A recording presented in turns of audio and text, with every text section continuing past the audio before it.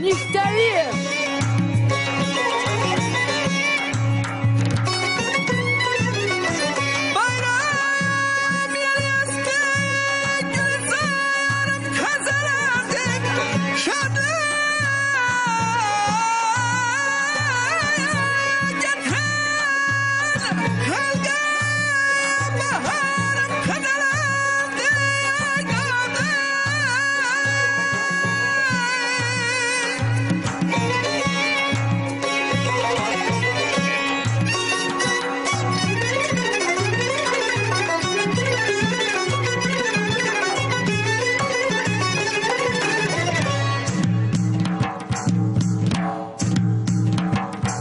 Göydən məhəbbət yağar bayram axşamlarında, göydən məhəbbət yağar bayram axşamlarında.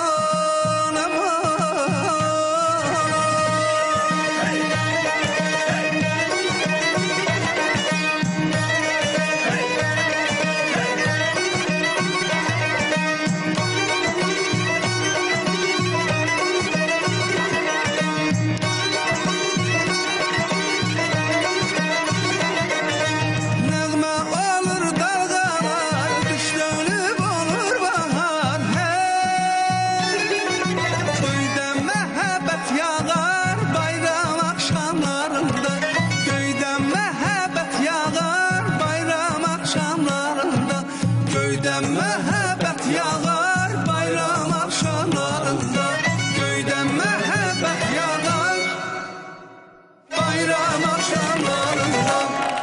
Ay bayramın mübarək. Çox sağ olun. O göydən məhəbbət nəinki bayram axşamlarında, qeyri-axşamlarda da yaxsın. Amin inşallah. Hamı sevgi dolu olsun, can desin, can eşitsin.